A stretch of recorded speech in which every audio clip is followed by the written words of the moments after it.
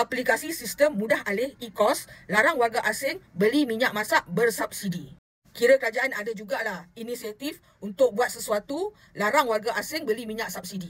Tapi kan, kalau kita tengok dekat luar sana, berlambak-lambak kedai runcit warga asing. Dekat kedai runcit warga asing pun ada jual minyak subsidi. Dah tentu yang support kedai dia, orang dia juga. Dia jual harga minyak tu RM3 hingga RM3.5. Jadi macam mana? Adakah aplikasi e-kos ni boleh berfungsi dengan lancar? Sebab itulah pihak penguatkuasa kena banyak lakukan operasi. Lesen Alibaba ni lah puncanya. Korang tengok kan KPDN buat operasi kan. KPDN Melaka, Perak, diorang sorok minyak-minyak tu kat store lah apalah kan. Bila orang tempatan datang nak beli, dia kata tak ada. Jadi macam mana kita nak kekang benda ni? Solusinya kalau boleh, dia kena perbanyakkan lagi operasi lah. Kena selalu buat serbuan dekat kedai-kedai warga asing ni. Rakyat perlu bangkit. Rakyat perlu buat laporan.